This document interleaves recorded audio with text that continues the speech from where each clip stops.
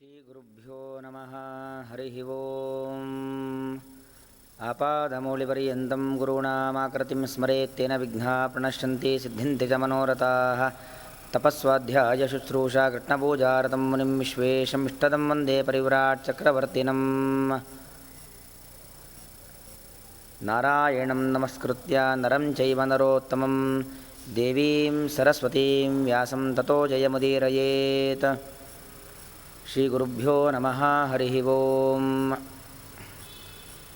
ಸರ್ವೋಪನಿಷದೋ ಗಾವಃ ದೋಗ್ಧಾ ಗೋಪಾಲನಂದನಃ ಪಾರ್ಥೋ ವತ್ಸಃ ಸುಧೀಹಿ ಭೋಕ್ನ ದುಗ್ಧಂ ಗೀತಾಮೃತಂ ಮಹತ್ ಎಂಬ ಮಾತಿನಂತೆ ಸಕಲ ಉಪನಿಷತ್ತುಗಳೇ ಗೋವುಗಳು. ಹಸುವನ್ನು ಕರೆದರೆ ಹಾಲು ಬರುತ್ತೆ. ಹಾಗೆ ಉಪನಿಷತ್ತುಗಳೆಂಬ ಹಸುವಿನಿಂದ ಬರತಕ್ಕಂಥದ್ದು ಯಾವುದು ಅಂದರೆ ಅಮೃತ. ಯಾವುದದು ಉಪನಿಷತ್ತುಗಳು ಸುರಿಸಿರುವಂಥ ಅಮೃತ ಅಂತ ಕೇಳಿದರೆ ದುಗ್ಧಂ ಗೀತಾಮೃತಂ ಮಹತ್. ಭಗವದ್ಗೀತೆ ಎಂಬ ಅಮೃತವೇ ಅದು ಹಾಲು. ಆ ಹಾಲು ಕೊಡಬೇಕಾದ್ರೆ ಮೊದಲು ಒಂದು ಕರು ಬೇಕು. ಆ ಕರು ಯಾರು ಅಂತ ಕೇಳಿದರೆ ಅರ್ಜುನ, ಅವನೇ ಕರು. ಹಾಲು ಕರೆಯುವಂಥ ಗೊಲ್ಲ ಯಾರು ಅಂತ ಹೇಳಿದರೆ ಗೋಪಾಲಕೃಷ್ಣ, ಕೃಷ್ಣ ಪರಮಾತ್ಮ, ಅವನು ಗೊಲ್ಲ.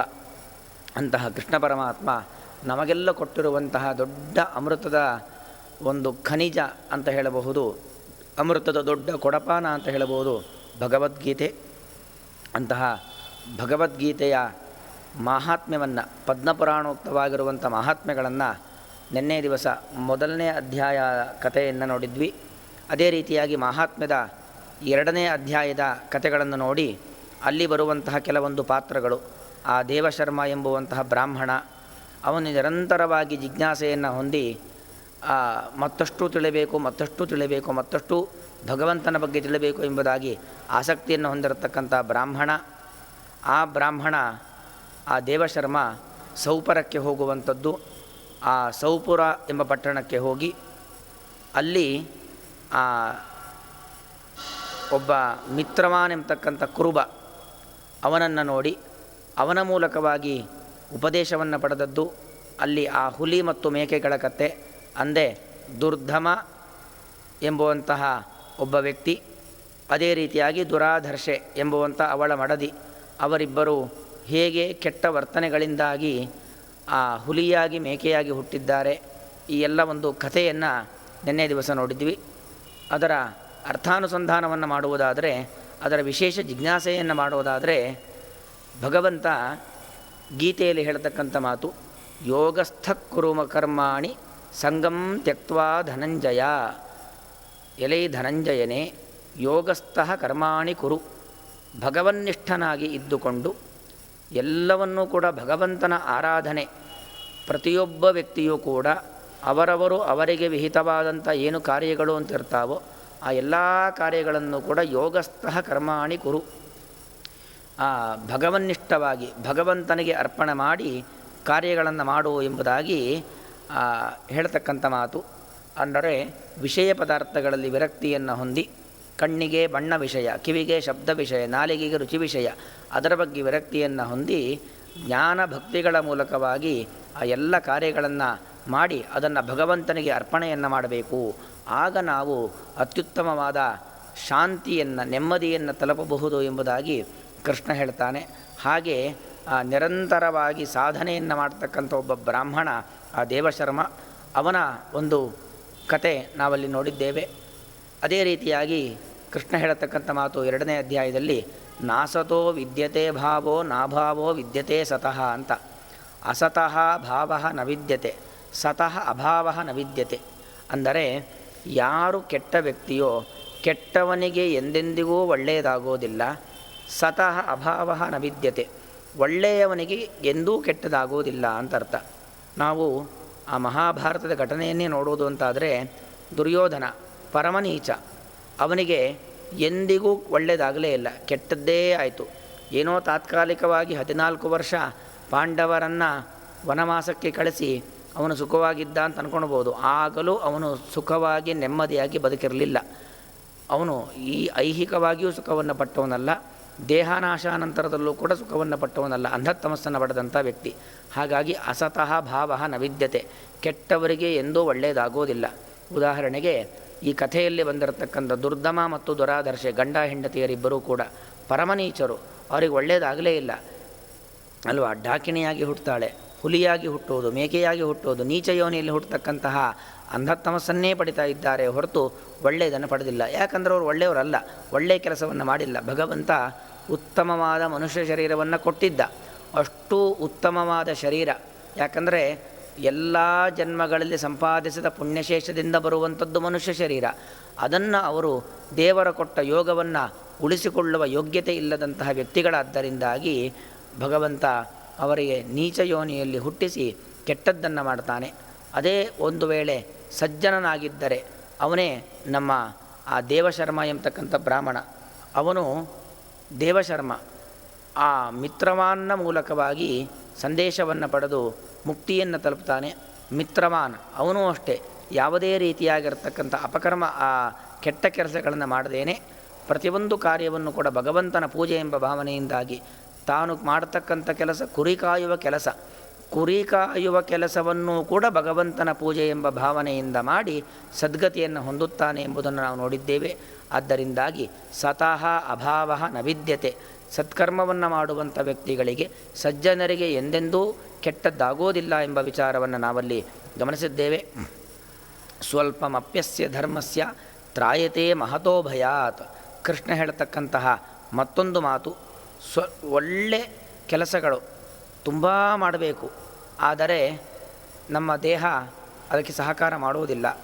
ಇಂದ್ರಿಯಗಳೆಲ್ಲವೂ ಕೂಡ ಬಲವನ್ನು ಕಳೆದುಕೊಂಡು ಬಿಟ್ಟಿರುತ್ತೆ.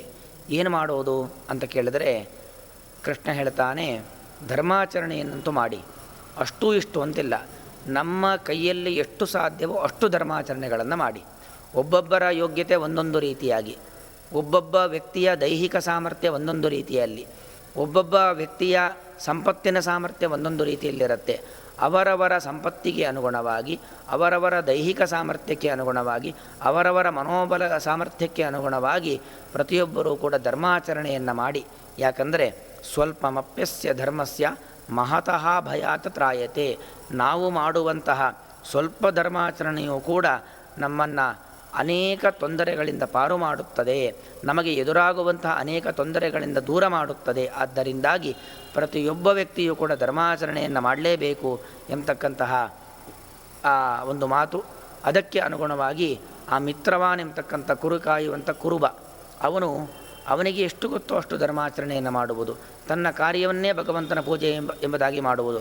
ತನ್ನ ಬಳಿ ದೇವಶರ್ಮ ಎಂಬತಕ್ಕಂಥ ಬ್ರಾಹ್ಮಣ ಉಪದೇಶವನ್ನು ಪಡೆದಕ್ಕೆ ಬಂದಾಗ ತನಗೆ ಏನು ಗೊತ್ತಿದೆಯೋ ಗೊತ್ತಿದ್ದರಲ್ಲಿ ಒಳ್ಳೆಯ ವಿಚಾರವನ್ನು ಹೇಳುವಂಥದ್ದು, ತಾನು ಕೊಂಡಿರತಕ್ಕಂಥ ವಿಚಾರವನ್ನು ಹೇಳುವುದು.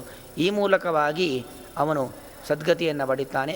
ಅವನಿಗೆ ಎದುರಾಗ್ತಕ್ಕಂಥ ಅನೇಕ ತೊಂದರೆಗಳು, ಮತ್ತೆ ಮತ್ತೆ ಹುಟ್ಟಿ ಬರಬೇಕಾಗಿರ್ತಕ್ಕಂಥ ಎಷ್ಟೋ ಜನ್ಮಗಳು ಅವನು ಮಾಡುವಂತಹ ಒಳ್ಳೆಯ ಕಾರ್ಯಗಳಿಂದಾಗಿ ಅವನಿಗೆ ದೂರವಾಗಿದೆ ಅನ್ನೋ ವಿಚಾರವನ್ನು ನಾವಲ್ಲಿ ಗಮನಿಸಬಹುದಾಗಿದೆ. ಅದೇ ರೀತಿಯಾಗಿ ದೂರೇಣ ಖ್ಯವರಂ ಕರ್ಮ ಬುದ್ಧಿಯೋಗ ಧನಂಜಯ ಬುದ್ಧೌ ಶರಣಮನ್ವಿಚ್ಚ ಕೃಪಣಾಹ ಫಲಹೇತವಃ. ಏನೋ ಒಂದು ಲೌಕಿಕ ಫಲಕ್ಕೋಸ್ಕರವಾಗಿ ನಾವು ಕೆಲಸವನ್ನು ಮಾಡ್ತೇವೆ ಅಲ್ವಾ. ಆ ಕಥೆಯಲ್ಲಿ ಬಂದಂಥ ದುರ್ದಮ ಮತ್ತು ದುರಾದರ್ಶೆ, ಅವನಿಗೆ ಇಂದ್ರಿಯ ನಿಗ್ರಹವಿಲ್ಲ, ಇವಳಿಗೆ ಆಸೆಗೆ ಕೊನೆ ಅಂತಲೇ ಇಲ್ಲ. ಅಂತಹ ವ್ಯಕ್ತಿಗಳಾಗಿದ್ದುಕೊಂಡು ಬರೀ ಫಲಾಪೇಕ್ಷೆಯಿಂದಲೇ ಕೆಲಸವನ್ನು ಮಾಡ್ತಕ್ಕಂಥವರಾಗಿರ್ತಾರೆ, ಎಷ್ಟು ತೊಂದರೆಯನ್ನು ಅನುಭವಿಸ್ತಾರೆ. ಹಾಗಾಗಬಾರದು ಎಂಬುದು ಆ ಪದ್ಮಪುರಾಣದಲ್ಲಿ ಬಂದಿರತಕ್ಕಂತಹ ಕಥೆಯ ಒಂದು ಅನುಸಂಧಾನ ಎಂಬುದಾಗಿ ಹೇಳ್ತಾ ಮುಂದೆ 3ನೇ ಅಧ್ಯಾಯ, ಆ 3ನೇ ಅಧ್ಯಾಯದ ಒಂದು ಕಥೆಯನ್ನು ನೋಡಿ ಆ ಕಥೆಯ ಹಿನ್ನೆಲೆಯನ್ನು ಗಮನಿಸೋಣ. ಜನಸ್ಥಾನ ಎಂಬುದಾಗಿ ಒಂದು ಕ್ಷೇತ್ರ. ಆ ಜನಸ್ಥಾನ ಎಂಬ ಕ್ಷೇತ್ರದಲ್ಲಿ ಕೌಶಿಕ ಗೋತ್ರದಲ್ಲಿ ಹುಟ್ಟಿರುವಂತಹ ಒಬ್ಬ ಬ್ರಾಹ್ಮಣ. ಅವನು ಜಡ, ಅಂದರೆ ಹೆಸರು ಜಡ. ಅವನ ವ್ಯಕ್ತಿತ್ವನೂ ಹಾಗೇ ಇತ್ತು, ಅವನ ಹೆಸರು ಹಾಗೇ ಇತ್ತು. ಒಂದು ಚೂರು ಧರ್ಮಾಚರಣೆ ಇಲ್ಲ, ಕೆಟ್ಟ ಕೆಟ್ಟ ವೃತ್ತಿಯನ್ನು ಮಾಡುವಂಥದ್ದು, ಇಂದ್ರಿಯ ಸುಖಗಳಲ್ಲೇ ಅವನು ಮಗ್ನನಾಗಿರ್ತಕ್ಕಂಥದ್ದು. ಆ ಇಂದ್ರಿಯಗಳ ವ್ಯಾಮೋಹವನ್ನು ಪೂರೈಸಲಿಕ್ಕೋಸ್ಕರವಾಗಿ ಅನ್ಯಾಯ, ಅಕ್ರಮ, ದರೋಡೆ ಮೊದಲಾಗಿರ್ತಕ್ಕಂತಹ ಕುಕೃತ್ಯಗಳನ್ನು, ಕೆಟ್ಟ ಕೆಲಸವನ್ನು ಮಾಡುವಂಥದ್ದು. ಹೀಗೆ ಅನೇಕ ರೀತಿಯಲ್ಲಿ ಆ ಜನಸ್ಥಾನದಲ್ಲಿ ಹುಟ್ಟಿರುವಂತಹ ಕೌಶಿಕ ಎಂಬ ಜಡನಾಮಕನಾಗಿರ್ತಕ್ಕಂಥ ಬ್ರಾಹ್ಮಣ, ಅವನು ಅತೀ ದುಷ್ಟನಾಗಿ ಇರ್ತಾನೆ. ಆ ವ್ಯಕ್ತಿ ಒಂದು ದಿವಸ ವ್ಯಾಪಾರ ಮಾಡಲಿಕ್ಕೋಸ್ಕರವಾಗಿ ಪ್ರಯಾಣ ಮಾಡ್ತಾನೆ. ಕೈಯಲ್ಲಿ ಬೇಕಾದಷ್ಟು ಅಗರು, ಚಂದನ ಮೊದಲಾಗಿರ್ತಕ್ಕಂಥ ವ್ಯಾಪಾರಿ ಸಾಮಗ್ರಿಗಳನ್ನು ಹಿಡಿದುಕೊಂಡು ಹೋಗ್ತಾ ಇರ್ತಾನೆ. ಅವನು ಬೇರೆಯವರ ವಸ್ತುಗಳನ್ನು ಅಪಹಾರ ಮಾಡುವವನು, ದೈವ. ಅವನ ವಸ್ತುಗಳನ್ನೇ ಅನೇಕ ಕಳ್ಳರು ಅಪಹಾರ ಮಾಡಿಬಿಡ್ತಾರೆ. ಅವನು ತನ್ನ ವಸ್ತುಗಳನ್ನು ಮಾರಿ ಬೇರೆಯವರ ವಸ್ತುಗಳನ್ನು ಅಪಹಾರ ಮಾಡಿ ಈ ದಿವಸ ಬಂದಿರತಕ್ಕಂಥ ಹಣ್ಣದಿಂದಾಗಿ ನಾನು ಸುಖವಾಗಿ ಒಂದು ಹೆಣ್ಣಿನ ಜೊತೆ ಕಾಲ ಕಳೆಯಬೇಕು ಅಂತ ಅಂದ್ಕೊಂಡಿರ್ತಾನೆ.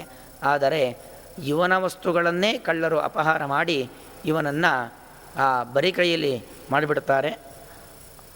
ಬರಿ ಕೈಯಲ್ಲಿ ಮಾಡುವುದಲ್ಲದೇನೆ ಅವನ ಪ್ರಾಣವನ್ನೇ ತೆಗೆದುಬಿಡ್ತಾರೆ. ಕಳ್ಳರ ಗುಂಪು ಅವನ ವಸ್ತುವನ್ನೆಲ್ಲ ಅಪಹಾರ ಮಾಡಿ ಅವನನ್ನು ಬೇಟೆಯಾಡಿಬಿಡ್ತಾರೆ. ಅವನು ಮರಣ ಹೊಂದ್ತಾನೆ. ಮರಣ ಹೊಂದಿದ ವ್ಯಕ್ತಿಗೆ 10 ದಿವಸಗಳ ಕಾಲ ದಶಗಾತ್ರ ವಿಧಿ ಅಂತ ಮಾಡಬೇಕು. ಅಂದರೆ 10 ದಿವಸಗಳಲ್ಲಿ ಒಟ್ಟು 16 ಪಿಂಡ ಪ್ರದಾನಗಳನ್ನು ಮಾಡಬೇಕು. ಆ 16 ಪಿಂಡ ಪ್ರದಾನ ಮಾಡಿದಾಗ ಒಂದು ಯಾತನಾ ದೇಹ ಅಂತ ಬರುತ್ತೆ. ಆ ಯಾತನಾ ದೇಹವನ್ನು ತೆಗೆದುಕೊಂಡು ಅವರು ಅವರವರ ಕರ್ಮಕ್ಕೆ ಅನುಗುಣವಾಗಿ ಅವರು ಸೇರಬೇಕಾಗಿರ್ತಕ್ಕಂಥ ಲೋಕಗಳಿಗೆ ಸೇರಬೇಕು. ಆದರೆ ಮರಣ ಹೊಂದಿದ ವ್ಯಕ್ತಿಗಳಿಗೆ ಯಾರು ಈ ರೀತಿಯಾಗಿರತಕ್ಕಂತಹ ಔರ್ಧ್ವದೇಹಿಕ ಕ್ರಿಯೆ, ಅಪರ ಸಂಸ್ಕಾರ ಕ್ರಿಯೆಗಳನ್ನು ಮಾಡುವುದಿಲ್ವೋ ಮರಣ ಹೊಂದಿದ ವ್ಯಕ್ತಿಗೆ ಸದ್ಗತಿ ಆಗೋದಿಲ್ಲ. ಇಲ್ಲೂ ಕೂಡ ಆ ಜಡ ಎಂಬುವಂಥ ಬ್ರಾಹ್ಮಣ ಕಳ್ಳರಿಂದಾಗಿ ಕೊಲೆಗೆ ಒಳಗಾಗಿದ್ದಾನೆ. ಅವನು ಸತ್ತ ವಿಚಾರ ಯಾರಿಗೂ ಬಂಧು ಬಾಂಧವರ ಮಕ್ಕಳಿಗೆ ಗೊತ್ತಾಗಿಲ್ಲ. ಅವನಿಗೆ ಸದ್ಗತಿಯಾಗಿಲ್ಲ. ಅವನೊಬ್ಬ ಪಿಶಾಚನಾಗಿ ದೆವ್ವವಾಗಿ ತಿರುಗಾಡ್ತಾ ಇದ್ದಾನೆ. ಹಸಿವಾಗತ್ತೆ, ಅನ್ನ ಕಾಣುತ್ತೆ, ತಿನ್ನೋಕ್ಕಾಗಲ್ಲ. ಬಾಯಾರಿಕೆ ಆಗತ್ತೆ, ನೀರು ಕಾಣುತ್ತೆ, ಕುಡಿಯೋಕ್ಕಾಗಲ್ಲ. ಆಯಾಸವಾಗತ್ತೆ, ಒಂದು ದೊಡ್ಡ ವಿಶಾಲವಾದ ಮರ ಕಾಣುತ್ತೆ, ವಿಶ್ರಾಂತಿ ತೆಗೆದುಕೊಳ್ಳಲಿಕ್ಕೆ ಅದ್ಭುತವಾದ ಸ್ಥಾನ ಕಾಣುತ್ತೆ, ಹೋಗಿ ವಿಶ್ರಾಂತಿ ತೆಗೆದುಕೊಳ್ಳಲಿಕ್ಕಾಗಲ್ಲ. ಹೀಗೆ ಕುಡಿಲಿಕ್ಕೆ, ತಿನ್ನಲಿಕ್ಕೆ, ಕೂರಲಿಕ್ಕೆ ಯಾವುದೇ ರೀತಿಯಾಗಿರ್ತಕ್ಕಂತಹ ಅವಕಾಶಗಳು ಇಲ್ಲದೇನೆ ಅವನು ಅಂತರಪಿಶಾಚಿ ಅಂತಾರೆ. ಹಾಗೆ ಎಲ್ಲೂ ಇಲ್ಲದೆ ಅವನು ಅಲೆದಾಡ್ತಾ ಇರ್ತಾನೆ. ಆ ಜಡ ಎಂಬ ಬ್ರಾಹ್ಮಣನಿಗೆ, ದುಷ್ಟಬ್ರಾಹ್ಮಣನಿಗೆ ಮೇಧಾವಿ ಎಂಬುದಾಗಿ ಒಬ್ಬ ಮಗ. ಅವನ ಹೆಸರು ಮೇಧಾವಿ. ಒಳ್ಳೆ ಬುದ್ಧಿವಂತ, ಒಳ್ಳೆ ಗುಣವಂತ, ಸದಾಚಾರಿಯಾಗಿರ್ತಾನೆ. ಅವನು ಆಲೋಚನೆ ಮಾಡ್ತಾನೆ, ನನ್ನ ತಂದೆ ವ್ಯಾಪಾರಕ್ಕೆ ಹೋಗಿದ್ದಾರೆ, ಇಷ್ಟು ದಿವಸ ಆಯಿತು, ಇನ್ನೂ ಕೂಡ ಮನೆಗೆ ಬಂದಿಲ್ವಲ್ಲ ಅಂತ ಹೇಳಿ ಆಲೋಚನೆಯನ್ನು ಮಾಡ್ತಾನೆ. ಎಲ್ಲ ಕಡೆಯಲ್ಲೂ ಕೂಡ ವಿಚಾರ ಮಾಡಿ ನೋಡಿದಾಗ ಗೊತ್ತಾಗತ್ತೆ ಅವನ ತಂದೆಯನ್ನು ಕಳ್ಳರು ಕೊಂದು ಬಿಟ್ಟಿದ್ದಾರೆ ಅಂತ. ಆ ತಂದೆಯನ್ನು ಕಳ್ಳರು ಕೊಂದಿದ್ದಾರೆ ಎಂಬ ವಿಚಾರ ಗೊತ್ತಾಗ್ತಾ ಇದ್ದ ಹಾಗೆ ತಂದೆಗೆ ಸದ್ಗತಿಯಾಗಬೇಕು, ತಂದೆ ದುಷ್ಟನೇ ಆಗಿರಬಹುದು, ಆದರೆ ನಾನಂತೂ ನನ್ನ ಕರ್ತವ್ಯವನ್ನು ಮಾಡಬೇಕು ಎಂಬ ಉದ್ದೇಶದಿಂದಾಗಿ ಆ ಮೇಧಾವಿ ಎಂಬತಕ್ಕಂಥ ಮಗ ತಂದೆಗೆ ಸದ್ಗತಿ ಪ್ರಾಪ್ತಿಗೋಸ್ಕರವಾಗಿ ಕಾಶಿಗೆ ಹೋಗಿ ಅವನ ಎಲ್ಲ ಕಾರ್ಯಗಳನ್ನು ಮಾಡೋಣ ಎಂಬುದಾಗಿ ಕಾಶಿ ಯಾತ್ರೆಯನ್ನು ಕೈಗೊಳ್ಳುತ್ತಾನೆ. ಹಿಂದೆಲ್ಲ ನಮ್ಮ ರೀತಿಯಲ್ಲಿ ಬಸ್ಸು, ಟ್ರೈನು, ಫ್ಲೈಟು ಮೊದಲಾದ ವ್ಯವಸ್ಥೆಗಳಲ್ಲ. ಅವರು ಕೇವಲ ಕಾಲ್ನಡಿಗೆಯ ಮೂಲಕವಾಗಿ ಸಂಚಾರವನ್ನು ಮಾಡ್ಕೊಂಡು ಹೋಗ್ತಕ್ಕಂಥ ಕ್ರಮ. ಆ ಮೇಧಾವಿ ಎಂಬತಕ್ಕಂಥ ವ್ಯಕ್ತಿಯು ಕೂಡ ಕಾಲ್ನಡಿಗೆಯ ಮೂಲಕವಾಗಿ ಕಾಶಿ ಯಾತ್ರೆಗೆ ಹೋಗ್ತಾನೆ. ವಿಶ್ರಾಂತ, ಬಹಳ ಆಯಾಸಗೊಂಡವನಾಗಿ ಒಂದು ಮರದ ಬಳಿ ಕೂತ್ಕೊಳ್ತಾನೆ. ಅವನು ಸಂಚಾರ ಮಾಡುವ ಸಂದರ್ಭದಲ್ಲಿ ನಮ್ಮ ರೀತಿಯಲ್ಲಿ ಹಾಡು ಹರಟೆ ಹೊಡೆಯೋದೋ ಅಥವಾ ಬೇರೆ ಯಾವುದೋ ಚಲನಚಿತ್ರಗಳ ಹಾಡನ್ನು ಕೇಳಿಸಿಕೊಳ್ಳುವುದೋ ಅಥವಾ ಬೇರೆ ವಿಚಾರಗಳ ಬಗ್ಗೆ ವಿಮರ್ಶೆ ಮಾಡುವುದೋ ಆ ರೀತಿಯಾಗಿ ಮಾಡದೇನೆ ನಿರಂತರವಾಗಿ ಭಗವದ್ಗೀತೆಯ ಪಾರಾಯಣವನ್ನು ಮಾಡಿಕೊಂಡು ಅವನು ಸಂಚಾರವನ್ನು ಇರ್ತಾನೆ. ಇವತ್ತು ಎಷ್ಟೋ ಜನ ಹಾಗಿದ್ದಾರೆ. ತಾವು ಪ್ರಯಾಣ ಮಾಡುವ ಸಂದರ್ಭದಲ್ಲಿ ಗೀತಾ ಪಾರಾಯಣವನ್ನು ಮಾಡತಕ್ಕಂಥ ವ್ಯಕ್ತಿಗಳು ಇವತ್ತು ಬಹಳಷ್ಟು ಮಂದಿ ಇದ್ದಾರೆ. ಆ ಶುದ್ಧ ಮನಸ್ಸಿನಿಂದಾಗಿ ಆ ಭಗವದ್ಗೀತೆಯನ್ನು ಪಾರಾಯಣ ಮಾಡಿಕೊಂಡು ಹೋಗಿ ಆಯಾಸಗೊಂಡವನಾಗಿ ಒಂದು ಮರದ ಬಳಿ ಕೂತ್ಕೊಳ್ತಾನೆ. ಆ ಮರದ ಬಳಿ ಕೂತ್ಕೊಳ್ತಾ ಇದ್ದ ಹಾಗೆ ಏನೋ ಒಂದು ಮರದಿಂದ ವಿಚಿತ್ರವಾದ, ಭಯಾನಕವಾದ ಧ್ವನಿಯನ್ನು ಮಾಡಿಕೊಂಡು ಏನೋ ಒಂದು ಕೆಳಗೆ ಬಿದ್ದ ಹಾಗೆ ಅವನಿಗೆ ಭಾಸಮಾನವಾಗತ್ತೆ. ಆ ಮೇಧಾವಿಗೆ ಬಹಳ ಆಶ್ಚರ್ಯ, ಏನಿದು, ಏನೂ ಕಣ್ಣಿಗೆ ಕಾಣ್ತಾ ಇಲ್ಲ. ಇದ್ದಕ್ಕಿದ್ದಾಗೆ ಒಂದು ದೆವ್ವದ ಆಕಾರ ಕಾಣುತ್ತೆ, ಏನು ಅಂತೇಳಿ ವಿಚಾರ ಮಾಡುವಾಗ ಆ ದೆವ್ವ ಇದ್ದಕ್ಕಿದ್ದಾಗೆ ಮಾಯವಾಗಿ ಹೋಗುತ್ತೆ. ದೆವ್ವ ಮಾಯವಾಗಿ ಉಜ್ವಲವಾದ ರೂಪದಿಂದಾಗಿ ಅವನ ತಂದೆ ಪ್ರಕಾಶಮಾನವಾಗಿ ಒಂದು ತೇಜೋ ರೂಪದಲ್ಲಿ ಕಾಣಿಸಿಕೊಳ್ತಾನೆ.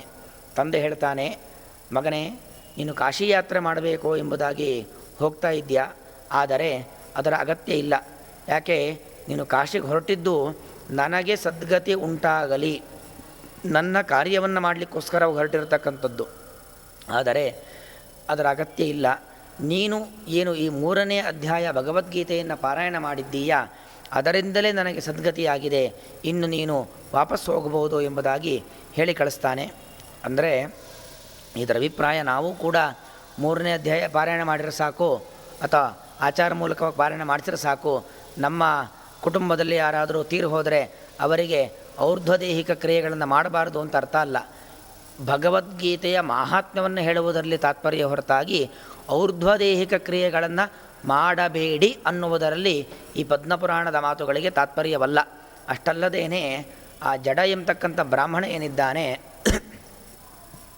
ಅವನು, ನೀವು ಭಾಗವತದಲ್ಲಿ ಅಜಾಮಿಳನ ಕಥೆಯನ್ನೇ ಕೇಳಿರ್ತೀರ.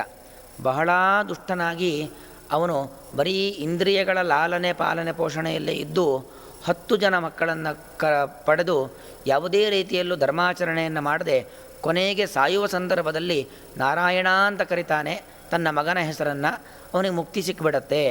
ಹಾಗ ಅರ್ಥ ಅಲ್ಲಿ ನನ್ನ ಮಗನನ್ನು ಕರೆದಕ್ಕೆ ಮುಕ್ತಿ ಅಲ್ಲ, ಅವನು ಒಳ್ಳೆ ಜ್ಞಾನಿ, ಅವನ ಪ್ರಾರಬ್ಧ ಕರ್ಮವನ್ನು ಅನುಭವಿಸ್ಬೇಕಿತ್ತು. ಪ್ರಾರಬ್ಧ ಕರ್ಮವನ್ನು ಅನುಭವಿಸ್ಲಿಕ್ಕೋಸ್ಕರವಾಗಿ ಅಜಾಮಿಳನಾಗಿ ಹುಟ್ಟುತ್ತಾನೆ. ಸಾಯುವ ಸಂದರ್ಭದಲ್ಲಿ ಅವನ ಪ್ರಾರಬ್ಧ ಕರ್ಮಗಳೆಲ್ಲವೂ ಮುಗಿದಿತ್ತು. ಅಷ್ಟೊತ್ತಿಗೆ ಅವನಿಗೆ ಕರೆದದ್ದು ಮಗನನ್ನೇ. ಆದರೆ ಮಗನನ್ನು ಕರೆಯುವ ಮೂಲಕವಾಗಿ ಅವನಿಗೆ ಭಗವಂತನ ಸ್ಮರಣೆಯಾಯಿತು. ನಾರಾಯಣ ಅಂದರೆ ನಾರಾಹ ಅಯನಂ ಯಸ್ಯ ಸಹ. ಯಾರು ಪ್ರಳಯ ಕಾಲದಲ್ಲಿ ನೀರಿನ ಮೇಲೆ ಇಡೀ ಜಗತ್ತನ್ನು ತನ್ನ ಹೊಟ್ಟೆ ಒಳಗೆ ಇಟ್ಟುಕೊಂಡು ಪ್ರಳಯದ ಉದಕದಲ್ಲಿ ಮಲಗಿರ್ತಾನೋ ಅವನು ಭಗವಂತ, ಅವನೇ ನಾರಾಯಣ. ಸಕಲ ಗುಣ ಪರಿಪೂರ್ಣ ಆನಂದಮಯ ಶರೀರ, ಜ್ಞಾನಾನಂದಮಯ ಶರೀರ ಎಂಬುದಾಗೆಲ್ಲ ನೆನಪಾಗಲಿಕ್ಕೆ ಶುರುವಾಗತ್ತೆ. ಅದರಿಂದ ಮುಕ್ತಿ ಹೊಂತಾನೆ. ಹಾಗೆ ಇಲ್ಲೂ ಕೂಡ ಈ ಜಡ ಎಂಬತಕ್ಕಂಥ ಬ್ರಾಹ್ಮಣ ಏನಿದ್ದಾನೆ, ಅವನ ಜೀವನಮಾನ ಪೂರ್ತಿ ಕೆಟ್ಟ ಕೆಲಸವನ್ನೇ ಮಾಡಿದ್ದಾನೆ.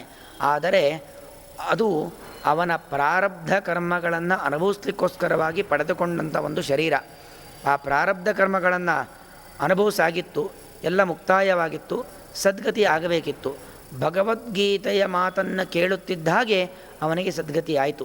ಇದು ತಾತ್ಪರ್ಯ ಹೊರತಾಗಿ ನಾವಲ್ಲಿ ಬೇರೆ ರೀತಿಯಲ್ಲಿ ನಾವು ಜೀವನ ಪೂರ್ತಿ ಕೆಟ್ಟವರಾಗಿದ್ದು ಬಿಡೋಣ, ನಮಗೆ ಯಾರೋ ಒಳ್ಳೆಯ ಮಕ್ಕಳು ಹುಟ್ಟುತ್ತಾರೆ, ಆ ಮಕ್ಕಳು ನಮಗೆ ನಾವು ಹೆಂಗೆ ಬೇಕಾರೋ ಇದು ಬಿಡೋಣ, ನಮ್ಮ ಮಕ್ಕಳನ್ನ ವಿದ್ಯಾಪೀಠಕ್ಕೆ ಹಾಕಿಬಿಟ್ಟು ಒಳ್ಳೆಯವರನ್ನು ಮಾಡಿ ಅವರು ಹೇಗಿದ್ದರೂ ಶ್ರಾದ್ದ ಮತ್ತೊಂದೆಲ್ಲ ಮಾಡ್ತಾರೆ, ಅವರಿಂದ ನಮಗೆ ಸದ್ಗತಿ ಆಗತ್ತೆ, ಆ ರೀತಿಯಾಗಿ ಅಂದ್ಕೊಂಡಲೇಬಾರ್ದು. ಯಾಕಂದರೆ ಅಲ್ಲಿ ಜಡ ಎಂಬುವಂಥ ಬ್ರಾಹ್ಮಣ ಅವನ ಹಿಂದಿನ ಜೀವನದಲ್ಲಿ ಒಳ್ಳೆಯ ಕಾರ್ಯಗಳನ್ನೇ ಮಾಡಿದ್ದ. ಅವನು ಮಾಡಿರತಕ್ಕಂಥ ಒಳ್ಳೆಯ ಕಾರ್ಯಗಳಿಂದಾಗಿ ಒಳ್ಳೆಯ ಮಗ ಹುಟ್ಟಿರ್ತಾನೆ. ಇವನ ಪ್ರಾರಬ್ಧ ಕರ್ಮ ಸ್ವಲ್ಪ ಸವಿಸಲೇಬೇಕಾಗಿರುತ್ತೆ. ಅದಕ್ಕೋಸ್ಕರವಾಗಿ ಅವನು ಹಾಗೆ ದುಷ್ಟ ವರ್ತನೆಗಳನ್ನು ತೋರಿರ್ತಾನೆ ಎಂಬುದು ಇದರ ಅಭಿಪ್ರಾಯ. ಏವಂ ಪ್ರವರ್ತಿತಂ ಚಕ್ರಂ ನಾನುವರ್ತಯತೀಹ ಯಃ ಅಘಾಯು ಇಂದ್ರಿಯ ರಾಮ ಮೋಘಂ ಪಾರ್ಥ ಸಜೀವತಿ. ಅಂದರೆ ಭಗವಂತನ ಒಂದು ಕಾಲಚಕ್ರ. ದೇವರು ಇಷ್ಟು ದೊಡ್ಡ ಜಗತ್ತನ್ನು ಸೃಷ್ಟಿ ಮಾಡಿ ಬಹುಚಿತ್ರ ಜಗತ್ ಬಹುಧಾಕರಣಾತಂತ ಚಿತ್ರ ವಿಚಿತ್ರವಾದ ಜಗತ್ತನ್ನು ಸೃಷ್ಟಿ ಮಾಡಿ ಪ್ರತಿಯೊಬ್ಬ ವ್ಯಕ್ತಿಗೂ ಕೂಡ ಅವನಿಗೆ ಅವನವನದ್ದೇ ಆಗಿರತಕ್ಕಂತಹ ಕಾರ್ಯಗಳನ್ನು ಜವಾಬ್ದಾರಿಗಳನ್ನು ವಹಿಸಿಕೊಟ್ಟಿದ್ದಾನೆ. ನಾವು ಅದನ್ನು ಮಾಡಬೇಕು.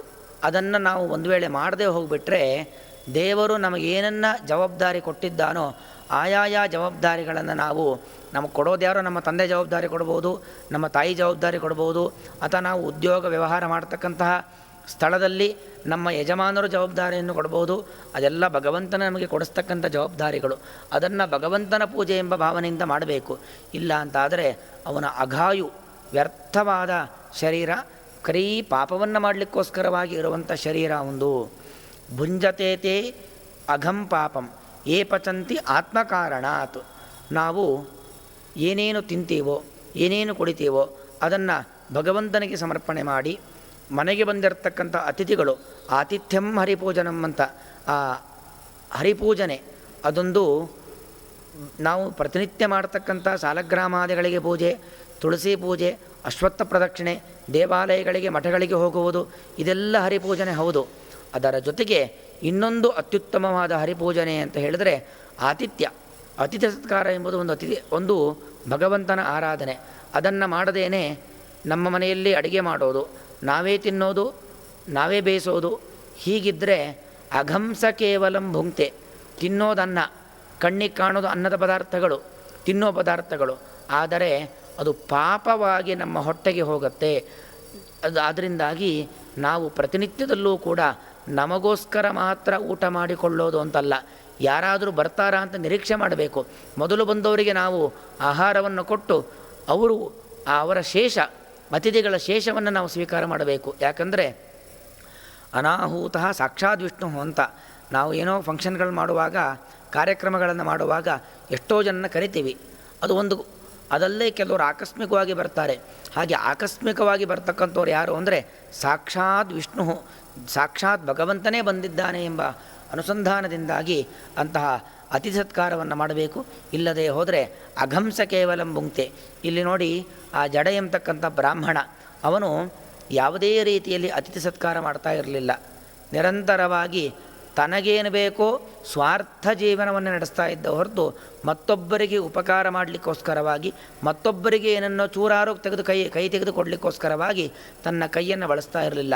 ಆದ್ದರಿಂದಾಗಿ ಅವನು ಪಾಪನಾಗಿದ್ದ. ಅಘಂಸ ಕೇವಲಂ ಭುಂಕ್ತೆ, ಪಾಪವನ್ನೇ ಉಣ್ತಾ ಇದ್ದ, ಪಾಪ ಮಾರ್ಗದಲ್ಲೇ ಜೀವನ ನಡೆಸ್ತಾ ಇದ್ದ, ಪಾಪಿಷ್ಠನಾಗಿ ಮರಣವನ್ನು ಹೊಂದುತ್ತಾನೆ. ಆದ್ದರಿಂದಾಗಿ ನಾವು ಆ ರೀತಿಯಾಗಿ ಜೀವನವನ್ನು ನಡೆಸಬಾರದು ಎಂಬುದನ್ನು ಆ ಕಥೆಯ ಮೂಲಕವಾಗಿ ಅರ್ಥಕೊಳ್ಳಬಹುದು. ಕರ್ಮಣ ಏವ ಹಿ ಸಂಸಿದ್ಧಿಂ ಆಸ್ಥಿತಾ ಜನಕಾದಯ. ಯಾಕಂದರೆ ಎಷ್ಟೆಲ್ಲ ಜನಕ ಮೊದಲಾಗಿರ್ತಕ್ಕಂತಹ ಮಹಾರಾಜರುಗಳು ಅವರೆಲ್ಲ ತಮಗೆ ವಿಹಿತವಾದ ಕಾರ್ಯವನ್ನು ಮಾಡಿಕೊಂಡು, ಜ್ಞಾನ ಸಂಪಾದನೆಯನ್ನು ಮಾಡಿಕೊಂಡು ಸದ್ಗತಿಯನ್ನು ಪಡೆದಿದ್ದಾರೆ. ಒಂದು ಸರಿ ಆ ಮಿಥಿಲಾ ಪಟ್ಟಣ, ಜನಕನ ಒಂದು ಆಸ್ಥಾನ, ಅಲ್ಲಿಗೆ ಬೆಂಕಿ ಬೀಳತ್ತೆ. ಒಬ್ಬ ದೂತ ಬಂದು ಹೇಳ್ತಾನೆ, ರಾಜರೇ, ನಿಮ್ಮ ಪಟ್ಟಣಕ್ಕೆ ಬೆಂಕಿ ಬಿದ್ದಿದೆ, ಏನಾದರೂ ಕ್ರಮ ಕೈಗೊಳ್ಳಿ ಅಂತ.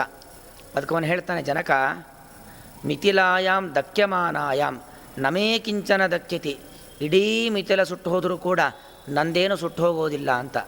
ಅಂದರೆ ಅವನಿಗಷ್ಟು ಸಪರೇಟ್ ಎಂಟಿಟಿ ಕಾನ್ಸೆಪ್ಟ್ ಅಂತಾರಲ್ಲ ಹಾಗೆ, ನಾನು ಬೇರೆ ರಾಜ್ಯ ಬೇರೆ, ದೇವರು ಈ ರಾಜ್ಯಭಾರವನ್ನು ಮಾಡಲಿಕ್ಕೆ ನನಗೊಂದು ಜವಾಬ್ದಾರಿ ಕೊಟ್ಟಿದ್ದಾನೆ ಹೊರತು ಇಲ್ಲಿ ಇರುವಂಥ ಸಕಲ ಸಂಪತ್ತನ್ನು ಕೂಡ ನಾನು ಅನುಭವಿಸಿ ನನ್ನ ಮಕ್ಕಳು, ನನ್ನ ಮೊಮ್ಮಕ್ಕಳು, ಅವರ ಮರಿಮಕ್ಕಳು ಅವರಿಗೆಲ್ಲ ಕೂಡಿಡ್ಲಿಕ್ಕೋಸ್ಕರವಾಗಿ ಇದಿರೋದಲ್ಲ. ನನಗೆ ದೇವರು ನನಗೆ ಕೊಟ್ಟಿರತಕ್ಕಂಥ ಜವಾಬ್ದಾರಿ, ಅದನ್ನು ಸರಿಯಾದ ಕ್ರಮದಲ್ಲಿ ನಾನು ನಿರ್ವಹಣೆ ಮಾಡಲಿಕ್ಕೆ ಮಾತ್ರ ಇಲ್ಲಿದ್ದೇನೆ.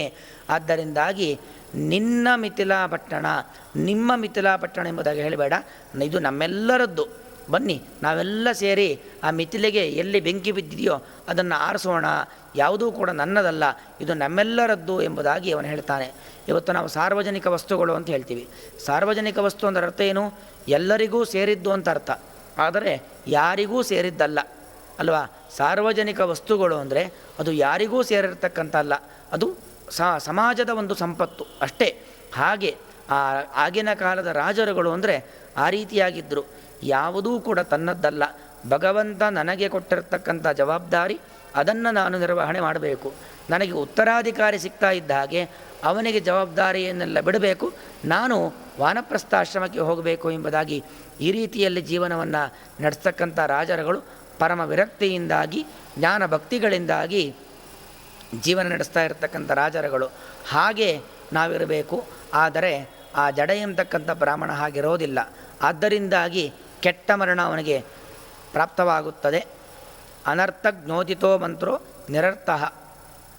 ಎಷ್ಟೇ ನಾವೊಂದು ಉತ್ತಮ ಜಾತಿಯಲ್ಲಿ ಹುಟ್ಟಲಿ ಅಥವಾ ಅನುಷ್ಠಾನಾದಿಗಳನ್ನು ಮಾಡಲಿ, ಏನೇ ಮಾಡಲು ಅರ್ಥಾನುಸಂಧಾನಪೂರ್ವಕವಾಗಿ ಜ್ಞಾನಪೂರ್ವಕವಾಗಿ ಮಾಡಬೇಕು. ಇಲ್ಲ ಅಂದರೆ ಅದೆಲ್ಲವೂ ಕೂಡ ವ್ಯರ್ಥವಾಗುತ್ತದೆ ಅಂತ. ಹಾಗಾದರೆ ಒಂದು ಪ್ರಶ್ನೆ ಬರುತ್ತಿಲ್ಲಿ. ನಾವು ನಮ್ಮ 8 ವರ್ಷದ ಮಗುವಿಗೆ ಉಪನಯನ ಮಾಡುತ್ತೇವೆ. ಪುರೋಹಿತರು ಉಪನಯನ ದಿವಸ ಅನೇಕ ಕ್ರಿಯೆಗಳನ್ನು ಮಾಡಿಸ್ತಾರೆ, ಅನೇಕ ಮಂತ್ರಗಳನ್ನು ಹೇಳ್ಕೊಡ್ತಾರೆ. ಅವ್ರು ಹೇಳಿದ್ದನ್ನು ಮಗು ಹೇಳುತ್ತೆ. ಆಮೇಲೆ ತಂದೆನೋ ಅಕ್ಕಪಕ್ಕದ ಮನೆಯವರು ಯಾರೋ ಮಗುವಿಗೆ ಸಂಧ್ಯಾವಂದನೆ ಹೇಳ್ಕೊಡ್ತಾರೆ. ಏನೂ ಅರ್ಥ ಗೊತ್ತಿರೋದಿಲ್ಲ, ಆ ಮಗು ಮಾಡುತ್ತೆ. ಅರ್ಥ ಗೊತ್ತಿಲ್ಲದೆ ಮಾಡುತ್ತೆ. ಅದು ವ್ಯರ್ಥನಾ ಅಂತ ಕೇಳಿದರೆ ಖಂಡಿತ ವ್ಯರ್ಥ ಅಲ್ಲ. ಆಚಾರ್ಯ ಹೇಳ್ತಾರೆ, ನಾಮಸ್ವಾಮಿತಯ ತಸ್ಯ ಸ್ಮರಣಂ ಜಾಯತೆ ಯತಃ. ನೋಡಿ, ಇದೊಂದು ದೊಡ್ಡ ಒಂದು ಸಂದೇಶ. ನಾವು ಮಾಡುವಂಥ ಅನುಷ್ಠಾನ, ಇವತ್ತು ಮಹಿಳೆಯರು ಹರಿಕಥಾಮೃತ ಸಾರ ಪಾರಾಯಣವನ್ನು ಮಾಡ್ತೀರಾ, ಪುರುಷರು ಅನೇಕ ರೀತಿಯಾಗಿರ್ತಕ್ಕಂಥ ವೇದ ಮಂತ್ರಗಳನ್ನು ಮಂತ್ರಾನುಷ್ಠಾನಗಳನ್ನೆಲ್ಲ ಮಾಡ್ತೀರಾ. ಆದರೆ ಎಷ್ಟೋ ಜನರಿಗೆ ಅವುಗಳ ಅರ್ಥ ಗೊತ್ತಿರೋದಿಲ್ಲ. ಅಲ್ಲ, ಅರ್ಥ ಗೊತ್ತಿಲ್ಲದೆ ನಾವು ಮಾಡ್ತಾ ಇದ್ದೇವೆ, ಮಾಡೋದು ವ್ಯರ್ಥ ಅಲ್ವಾ? ಅರ್ಥ ಗೊತ್ತಿಲ್ಲದೆ ಮಾಡೋದು ಏನು ಪ್ರಯೋಜನ ಇದೆ? ಬಿಟ್ಟೇ ಬಿಡೋಣ ಅಂತ ಬಿಡೋದಲ್ಲ. ಆಚಾರ್ಯ ನಮಗೆ ದಾರಿ ತೋರಿಸ್ತಾ ಇದ್ದಾರೆ. ನಾಮಸ್ವಾಮಿತಯ ತಸ್ಯ ಸ್ಮರಣಂ ಜಾಯತೆ ಯತಃ.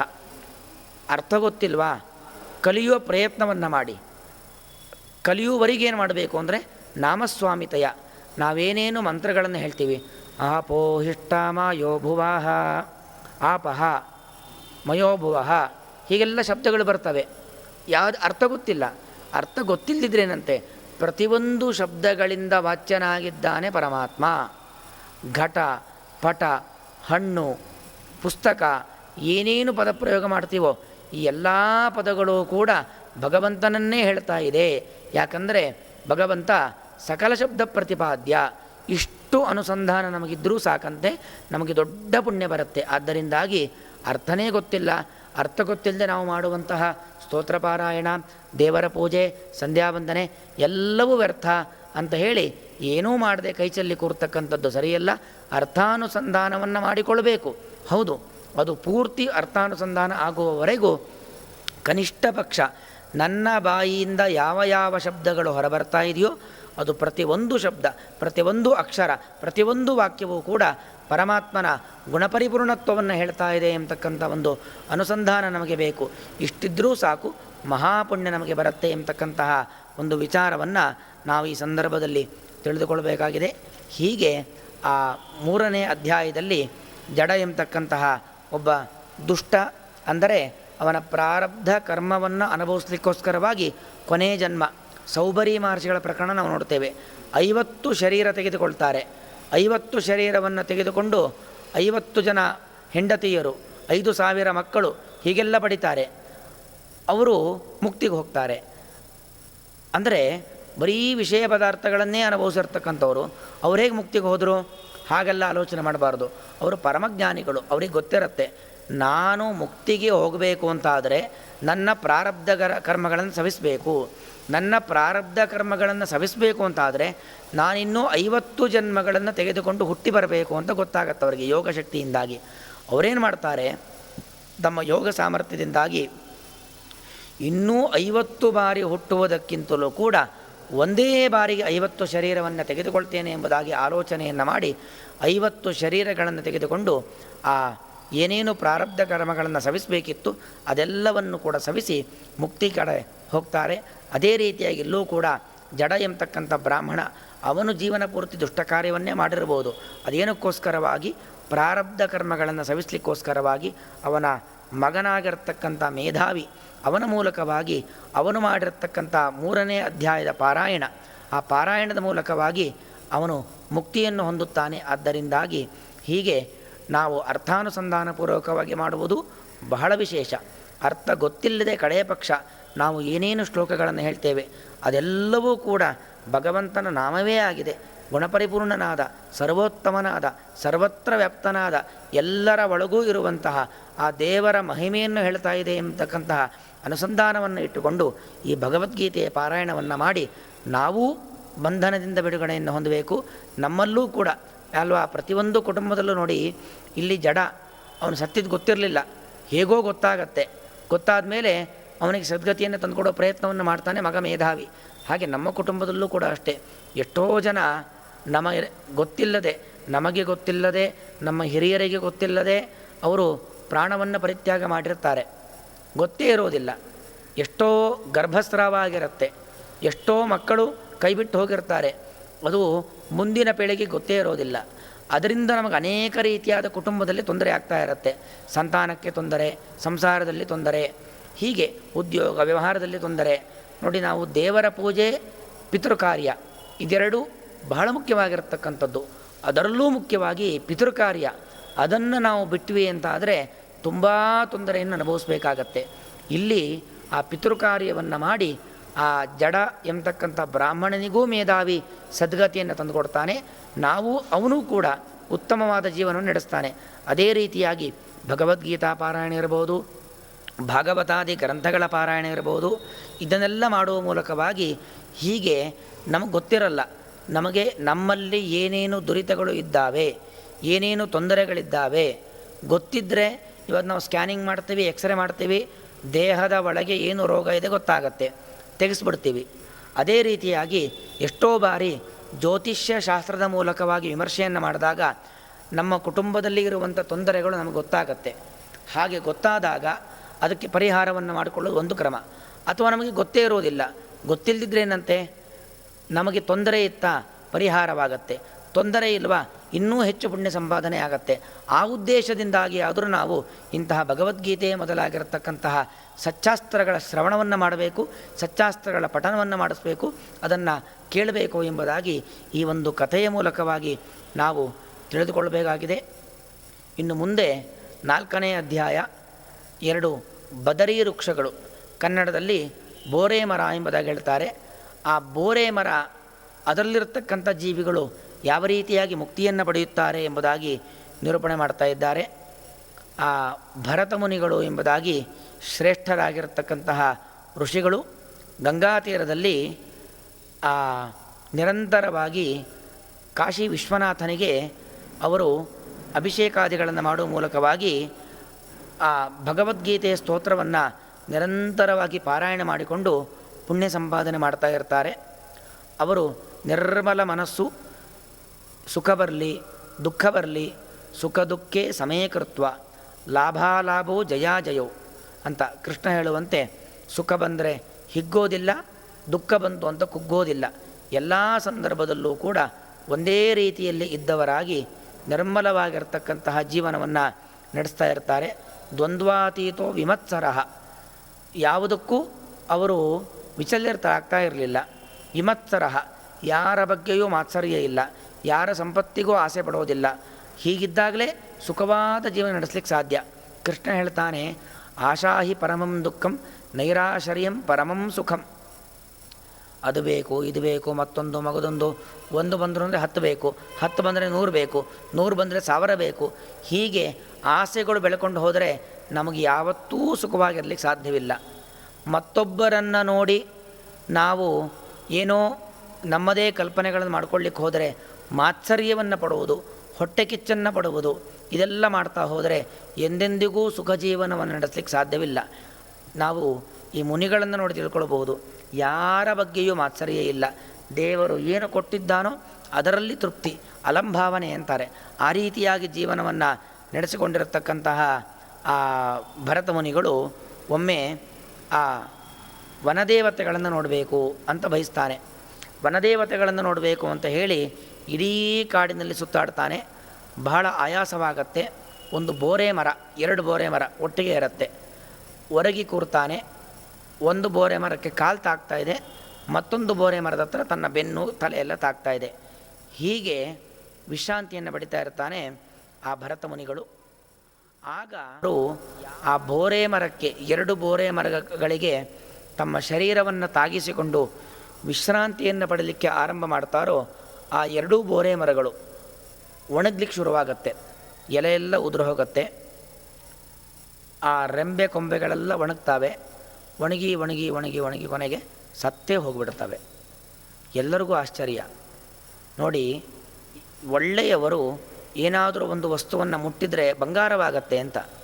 ಭರತಮುನಿ ಎಂಥ ಶ್ರೇಷ್ಠ ವ್ಯಕ್ತಿ, ಮಾತ್ಸರ್ಯಾದಿಗಳಿಲ್ಲ, ಕಾಮ ಕ್ರೋಧ ಲೋಭ ಮೋಹ ಮದ ಮಾತ್ಸರ್ಯ ಯಾವುದೂ ಇಲ್ಲ. ಇಷ್ಟು ಸಜ್ಜನ, ಅವನು ಸಂಚಾರ ಮಾಡಿದ್ದೇನಕ್ಕೋಸ್ಕರವಾಗಿ ವನದೇವತೆಗಳನ್ನು ನೋಡಬೇಕು ಅಂತ. ಹೀಗೆ ಒಳ್ಳೆಯ ಉದ್ದೇಶದಿಂದ ಸಂಚಾರ ಮಾಡಿ ಒಳ್ಳೆಯ ರೀತಿಯ ಪ್ರವೃತ್ತಿ ಇರತಕ್ಕಂಥ ವ್ಯಕ್ತಿ ಆ ಬೋರೆ ಮರವನ್ನು ಮುಟ್ಟಿದ ಕೂಡಲೇ, ಬೇರೆ ಯಾರೂ ಮುಟ್ಟಿಲ್ಲ, ಅವನೊಬ್ಬನೇ ಮುಟ್ಟಿದ್ದು, ಅವನು ಮುಟ್ಟಿದ ಕೂಡಲೇ ಆ ಮರ ಒಣಗಿ ಸತ್ತೇ ಹೋಯ್ತಲ್ಲ, ಏನಿದು, ಹಾಗಾದ್ರೆ ಅಷ್ಟು ಕೆಟ್ಟವನ ಇವನು ಅಂತೆಲ್ಲ ಆಲೋಚನೆ ಮಾಡ್ತಾರೆ. ಆದರೆ ಅವನು ಕೆಟ್ಟವನಲ್ಲ. ಅಲ್ಲಿ ನೋಡಿ ಏನಾಗಿರುತ್ತೆ, ಆ ಬೋರೆ ಮರಗಳು ಅವರು ಶಾಪದಿಂದಾಗಿ, ಇಬ್ಬರು ಅಪ್ಸರ ಸ್ತ್ರೀಯರವರಿಬ್ಬರು ಶಾಪದಿಂದಾಗಿ ಬೋರೆ ಮರಗಳಾಗಿ ಹುಟ್ಟಿರ್ತಾವೆ. ಅವರ ಶಾಪ ವಿಮೋಚನೆ ಇದ್ದಿದ್ದೇ ಹೀಗೆ. ಭರತಮುನಿಗಳು ನಿರಂತರವಾಗಿ ಭಗವದ್ಗೀತೆಯ ಮೂಲಕವಾಗಿ ಭಗವಂತನ ನಾಮಸ್ಮರಣೆ ಮಾಡ್ತಕ್ಕಂಥ ಭರತಮುನಿಗಳು, ಅವರ ಸಂಪರ್ಕ ನಿಮಗೆ ಯಾವಾಗ ಆಗುತ್ತೋ, ಅವರ ಸ್ಪರ್ಶ ನಿಮಗೆ ಯಾವಾಗ ಆಗುತ್ತೋ ಆವಾಗ ನೀವು ನಿಮ್ಮ ಈ ವೃಕ್ಷ ಶರೀರವನ್ನು ಬಿಡ್ತೀರಾ, ನಿಮ್ಮ ಲೋಕಕ್ಕೆ ನೀವು ಹೋಗ್ತೀರಾ ಎಂಬುದಾಗಿ ಸತ್ಯತಪ ಎಂಬುದಾಗಿ ಒಬ್ಬರು ಋಷಿಗಳು ಅವರು ಶಾಪವನ್ನು ಕೊಟ್ಟಿರ್ತಾರೆ. ಅವರ ಶಾಪದ ಪ್ರಕಾರವಾಗಿ ಈ ರೀತಿಯಾಗಿ ಶಾಪ ವಿಮೋಚನೆ ಆಗ್ತಾ ಇದೆ ಹೊರತಾಗಿ ಅಷ್ಟು ಪುಣ್ಯಾತ್ಮರು ಭರತಮುನಿಗಳು ಮುಟ್ಟಿದ್ದ ಕೊಣಗಿದ್ದಲ್ಲ, ಮುಟ್ಟಿದ್ದಕ್ಕೆ ಒಳ್ಳೆ ದೇಹ ಬಂತು, ಕೆಟ್ಟ ದೇಹ ಹೋಯಿತು ಎಂಬುದಾಗಿ ಅನುಸಂಧಾನ ಮಾಡಿಕೊಳ್ಬೇಕು. ಭರತಮುನಿಗಳು ಕೇಳ್ತಾರೆ, ಆ ಕನ್ಯೆಯರು ಪ್ರತ್ಯಕ್ಷರಾಗಿ ಭರತಮುನಿಗಳು ನಮಸ್ಕಾರ ಮಾಡ್ತಾರೆ, ನಿಮ್ಮಿಂದ ನಮಗೆ ಮಹದುಪಕಾರವಾಯಿತು, ನಿಮ್ಮಿಂದ ನಮಗೆ ಈ ವೃಕ್ಷ ಶರೀರ ಹೋಗಿ ಉತ್ತಮವಾದ ಅಪ್ಸರಾ ಶರೀರ ಎಂಬುದು ಬಂತು ಅಂತ ಹೇಳಿದಾಗ, ಯಾರು ನೀವು, ಏನು ಎತ್ತ ಅಂತೆಲ್ಲ ಕೇಳಿದಾಗ ಅವರು ಹೇಳ್ತಾರೆ, ನಾವು ಅಪ್ಸರ ಸ್ತ್ರೀಯರು, ನಾವು ಇಂದ್ರನ ಮಾತಿನಂತೆ ಒಬ್ಬರು ಋಷಿಗಳಿಗೆ ತೊಂದರೆ ಕೊಡಲಿಕ್ಕೆ ಹೋಗಿ ಹೀಗೆ ಮರಗಳಾಗಿ ಹುಟ್ಟುಬಿಟ್ಟಿದ್ದೇವೆ. ಗೋದಾವರಿ ತೀರದಲ್ಲಿ ಸತ್ಯತಪ, ನೋಡಿ ಹೆಸರೇ ಸತ್ಯತಪ. ನಾವು ತಪಸ್ಸನ್ನು ಮಾಡ್ತೀವಿ, ಅನುಷ್ಠಾನವನ್ನು ಮಾಡ್ತೀವಿ, ಯಜ್ಞಯಾಗ ದಾನ ಧರ್ಮ ಮಾಡ್ತೇವೆ, ಸತ್ಯ ಇರೋದಿಲ್ಲ. ಹೇಳೋದು ಲೋಕೋಪಕಾರಕ್ಕೋಸ್ಕರ ಅಂತ, ಆದರೆ ಒಳಗಿರ್ತಕ್ಕಂಥದ್ದು ನನಗೆ ಕೀರ್ತಿ ಬರಲಿ, 4 ಜನ ನನ್ನನ್ನು ನೋಡಿ ಭಾರೀ ದೊಡ್ಡ ವ್ಯಕ್ತಿ ಅಂದ್ಕೊಳ್ಳಿ, ನನಗೆ ಓಟ್ ಹಾಕಲಿ, ಹೀಗೆಲ್ಲ ಏನೇನೋ ಅಪೇಕ್ಷೆಗಳಿರ್ತವೆ. ಆದರೆ ಅವ್ರದ್ದು ಹಾಗಲ್ಲ. ಅವರ ಅನುಷ್ಠಾನ ಒಂದೇ ಉದ್ದೇಶ, ಭಗವಂತನ ಅನುಗ್ರಹವನ್ನು ಪಡಿಬೇಕು, ನಾನು ಮಾಡುವಂಥ ಕ್ರಿಯೆಯಿಂದಾಗಿ ದೇವರು ಸುಪ್ರೀತನಾಗಬೇಕು, ಈ ಭಾವನೆಯನ್ನು ಇಟ್ಟುಕೊಂಡವರಾಗಿ ಸತ್ಯವಾದ ತಪಸ್ಸು. ತಪಸ್ಸು ಅಂದರೆ 2, ಒಂದು ತಪ ಸಂತಾಪೆ, ಮತ್ತೊಂದು ತಪ ಆಲೋಚನೆ ಅಂತ. ದೈಹಿಕವಾದ ಶ್ರಮ ಆಗತ್ತೆ, ಉಪವಾಸ ಮಾಡಿದಾಗ ಸುಸ್ತಾಗತ್ತೆ. ಆಹಾರದ ನಿಯಮಗಳು, ಇಂಥ ಆಹಾರವನ್ನು ಮಾತ್ರ ಸ್ವೀಕಾರ ಮಾಡೋದು, ಈ ಹೊತ್ತಿನಲ್ಲಿ ಮಾತ್ರ ಸ್ವೀಕಾರ ಮಾಡೋದು, ಈ ರೀತಿಯಾಗಿ ಬೇಯಿಸಿದ್ದನ್ನು ಮಾತ್ರ ಸ್ವೀಕಾರ ಮಾಡೋದು, ಇದೆಲ್ಲ ಒಂದು ಅನುಷ್ಠಾನವನ್ನು ಇಟ್ಕೊಂಡಿರ್ತಾರೆ. ಅದೇ ರೀತಿಯಾಗಿ ಜ್ಞಾನವನ್ನು ಸಂಪಾದನೆ ಮಾಡ್ತಾ ಇರ್ತಾರೆ. ಅಂತಹ ಮುನಿಗಳ ಹೆಸರು ಸತ್ಯತಪರು ಎಂಬುದಾಗಿ ಗೋದಾವರಿ ತೀರದಲ್ಲಿ ತಪಸ್ಸನ್ನು ಮಾಡ್ತಾ ಇರ್ತಾರೆ. ಹಾಗೆ ತಪಸ್ಸನ್ನು ಮಾಡ್ತಾ ಇರಬೇಕಾದ್ರೆ ಅವರ ತಪಸ್ಸು ದಿನದಿಂದ ದಿನಕ್ಕೆ ಉಗ್ರವಾಗ್ತಾ ಹೋಗುತ್ತೆ.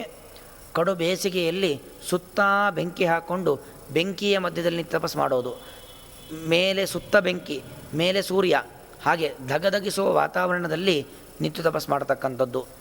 ಚಳಿಗಾಲದಲ್ಲಿ ನೀರಿನ ಒಳಗೆ ನಿಂತು ತಪಸ್ಸನ್ನು ಮಾಡ್ತಕ್ಕಂಥದ್ದು, ಮಳೆಗಾಲದಲ್ಲಿ ನಿರಂತರವಾಗಿ ಮಳೆಯಲ್ಲಿ ಒದ್ದೆ ಆಗಿಕೊಂಡು ತಪಸ್ಸನ್ನು ಮಾಡ್ತಕ್ಕಂಥದ್ದು, ಹೀಗೆ ಅತಿ ಕಠಿಣವಾದ ತಪಸ್ಸನ್ನು ಮಾಡ್ತಾ ಇರ್ತಾರೆ.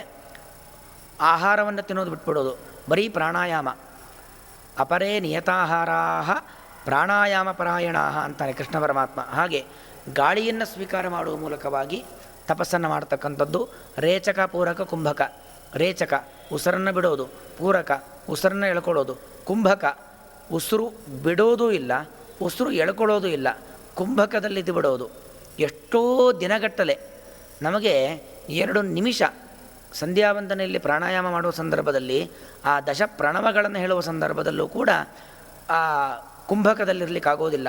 ಉಸಿರನ್ನು ಯಾವುದೇ ರಂಧ್ರಗಳಿಂದ ಹೊರಗೆ ಬಿಡದೆ ಅಥವಾ ಉಸಿರನ್ನು ಯಾವುದೇ ರಂಧ್ರಗಳಿಂದ ಹೊರಗಡೆ ಎಳೆದುಕೊಳ್ಳದೆ ಇರಲಿಕ್ಕೆ ಕಷ್ಟ ಆಗೋದಿಲ್ಲ. ಆದರೆ ಈ ಸತ್ಯತಪರು ದಿನಗಟ್ಟಲೆ ಅಲ್ಲ, ತಿಂಗಳುಗಟ್ಟಲೆಗಳ ಕಾಲ ಹೀಗೆ ಪ್ರಾಣಾಯಾಮದಲ್ಲಿ ಕುಂಭಕ ಸ್ಥಿತಿಯಲ್ಲಿ ಇದ್ದು ಬಿಡ್ತಿದ್ದರು. ನಾವಿದನ್ನು ಪ್ರಾಣಿಗಳಲ್ಲೂ ಕಾಣಬಹುದು. ಈ ಹಿಮಾಲಯ ಅತೀ ಹಿಮಪಾತವಾಗುವಂಥ ಪ್ರದೇಶದಲ್ಲಿ ಮೀನುಗಳು, ಹಿಮಕರಡಿಗಳು ಮೊದಲಾದ ಪ್ರಾಣಿಗಳಿರ್ತವೆ. ಅವುಗಳು ಆ ಹಿಮಪಾತಕ್ಕೆ ಸಿಕ್ಕಾಕೊಳ್ತವೆ. ಮನುಷ್ಯರು ಹಿಮಪಾತಕ್ಕೆ ಸಿಕ್ಕಿದರೆ ಸತ್ತು ಹೋಗ್ತಾರೆ ಉಸಿರುಗಟ್ಟಿ. ಆದರೆ ಅವುಗಳು ಸಾಯೋದಿಲ್ಲ. ಅವರು ಉಸಿರುಗಟ್ಟಿಕೊಂಡು ಅಲ್ಲೇ 3-4 ತಿಂಗಳು ಇರ್ತವೆ ಆ ಹಿಮಕರಡಿ ಮೊದಲಾದವುಗಳು. ಯಾವಾಗ ಸೂರ್ಯನ ಪ್ರಖರವಾದ ಬಿಸಿಲು ಬಂದು ಹಿಮ ಕರಗಿ ನೀರಾಗಿ ಹರಿಯತ್ತೋ ಆಗ ಅವು ಕುಂಭಕ ಸ್ಥಿತಿಯಿಂದ ಹೊರಬಂದು ಮತ್ತೆ ತಮ್ಮ ಜೀವನವನ್ನು ಯಥಾಸ್ಥಿತಿಗೆ ತಂದುಕೊಂಡು ಜೀವನವನ್ನು ನಡೆಸ್ತಾರೆ. ಆ ರೀತಿಯಲ್ಲಿ ಸತ್ಯತಪರು ಅತಿ ಕಠಿಣವಾಗಿರ್ತಕ್ಕಂತಹ ತಪಸ್ಸನ್ನು ಮಾಡ್ತಾ ಇರ್ತಾರೆ. ಇಂದ್ರನಿಗೆ ಭಯ ಶುರುವಾಗತ್ತೆ. ಈ ಸತ್ಯತಪಸ್ಸರು ಇಷ್ಟು ಉಗ್ರವಾದ ತಪಸ್ಸನ್ನು ಮಾಡ್ತಾ ಇದ್ದಾರೆ. ಇವರ ಉಗ್ರ ತಪಸ್ಸನ್ನು ಮೆಚ್ಚಿ ಭಗವಂತ ಪ್ರಸನ್ನನಾಗಿ ಎಲ್ಲಿ ಸ್ವರ್ಗಾಧಿಪತ್ಯವನ್ನೇ ಕೊಟ್ಟು ಬಿಡ್ತಾನೋ ಏನೋ. ಯಾಕಂದರೆ ಸ್ವರ್ಗಾಧಿಪತ್ಯ ಕೊಟ್ಟ ಅಂತಾದರೆ ತನ್ನ ಸ್ಥಾನ ಹೋಯಿತು, ತನ್ನ ಸೀಟಿಲ್ಲ ಅಂತಾಗತ್ತೆ. ಯಾವಾಗ ತನ್ನ ಸ್ಥಾನಕ್ಕೆ ಚ್ಯುತಿ ಬರುತ್ತೆ ಅಂತ ಗೊತ್ತಾಗುತ್ತೋ ಇಂದ್ರನಿಗೆ, ಅವನು ಇಬ್ಬರು ಅಪ್ಸರಾಸ್ತ್ರೀಯರನ್ನು ಕರೆಸ್ತಾನೆ. ಅಪ್ಸರಾಸ್ತ್ರೀಯರನ್ನು ಕರೆಸಿ ಅವರ ತಪೋಭಂಗವನ್ನು ಮಾಡಿ ಅಂತ ಕಳಿಸ್ಕೊಡ್ತಾರೆ. ತಪೋಭಂಗ ಮಾಡುವುದು ನಮ್ಮಂಥವರ ತಪೋಭಂಗ ಮಾಡೋದು ಬಹಳ ಸುಲಭ. ಆದರೆ ಸತ್ಯತಪರು ಕಠಿಣವಾದ ತಪಸ್ಸು. ಯಾರು ಬೇಕಾದರೂ ಬರಲಿ, ಎಂತಹ ಅಪ್ಸರ ಸ್ತ್ರೀಯರು ಬೇಕಾದರೂ ಬರಲಿ, ಯಾವುದೇ ರೀತಿಯಾಗಿರ್ತಕ್ಕಂತಹ ಆಂಗಿಕ ಹಾವಭಾವಗಳಿಂದಾಗಿ, ಮಧುರವಾದ ಗಾಯನದಿಂದಾಗಿ, ಅವರ ಸುಖಸ್ಪರ್ಶದ ಮೂಲಕವಾಗಿ ಏನು ಮಾಡಿದ್ರೂ ಕೂಡ ತಪಸ್ಸಿಂದಾಗಿ ಅವರು ಹೊರಬರಲೇ ಇಲ್ಲ. ತಪಸ್ಸಲ್ಲೇ ಇರ್ತಾರೆ. ತಪಸ್ಸನ್ನು ಮುಗಿಸಿ ಕಣ್ಣು ಬಿಡ್ತಾರೆ. ತನ್ನ ತಪಸ್ಸಿಗೆ ತೀವ್ರವಾದ ತೊಂದರೆಯನ್ನು ಕೊಡ್ತಾ ಇದ್ದಾರೆ. ಅದು ನನ್ನ ತಪಸ್ಸಿಗೆ ತೊಂದರೆ ಕೊಟ್ಟರು ಅಂತ ಅವರು ಶಾಪ ಕೊಟ್ಟಿದ್ದಲ್ಲ. ನಾನು ಭಗವಂತನ ಅನುಸಂಧಾನವನ್ನು ಮಾಡ್ತಾ ಇದ್ದೇನೆ, ಭಗವತ್ ಪೂಜೆಯನ್ನು ಮಾಡ್ತಾ ಇದ್ದೇನೆ, ಭಗವತ್ ಪೂಜೆಗೆ ಇವರು ತೊಂದರೆ ಕೊಡ್ತಾ ಇದ್ದಾರೆ ಎಂಬ ಕಾರಣದಿಂದಾಗಿ ಶಾಪ ಕೊಟ್ಟು ಬಿಡ್ತಾರೆ. ನೀವು ಮರಗಳಾಗಿ ಹುಟ್ಟಿ. ಯಾಕಂದರೆ ತಪಸ್ಸಿನ ಮಹಿಮೆ ಮನುಷ್ಯರಾದರೆ ಗೊತ್ತಿರುತ್ತೆ. ನೀವು ಮನುಷ್ಯರಲ್ಲ, ದೇವತೆಗಳೂ ಅಲ್ಲ. ನೀವು ಮರದಂತೆ ಜಡವಸ್ತುಗಳು. ಅವುಗಳಿಗೆ ತಪಸ್ಸು ಗೊತ್ತಿಲ್ಲ, ಜ್ಞಾನವೂ ಗೊತ್ತಿಲ್ಲ. ಆದ್ದರಿಂದಾಗಿ ಈ ದೇಹ ಯಾಕೆ ಬೇಕು ನಿಮಗೆ, ಮರಗಳಾಗಿಬಿಡಿ ಎಂಬುದಾಗಿ ಶಾಪವನ್ನು ಕೊಡ್ತಾರೆ. ಸತ್ಯ ತಪರ ಸತ್ಯವಾಕ್ಯದಿಂದಾಗಿ ಅವರಿಬ್ಬರೂ ಕೂಡ ಮರ ಆಗಿಬಿಡ್ತಾರೆ. ಅವರು ಕಾಡಿ ಬೇಡಿ ಪ್ರಾರ್ಥನೆ ಮಾಡ್ತಾರೆ. ತಪ್ಪಾಯಿತು, ಇದು ನಮ್ಮದೇನೂ ಅಪರಾಧ ಇಲ್ಲ, ನಮ್ಮ ಒಡೆಯ ಇಂದ್ರ ಅವನು ಹೇಳಿ ಕಳಿಸಿದ್ದಾನೆ, ನಾವಿಲ್ಲಿ ಬಂದಿದ್ದೇವೆ ಅಷ್ಟೇ. ಆದ್ದರಿಂದಾಗಿ ದಯವಿಟ್ಟು ನಮಗೆ ಶಾಪ ವಿಮೋಚನೆಯ ಮಾರ್ಗವನ್ನು ತೋರಿಸ್ಕೊಳ್ಬೇಕು.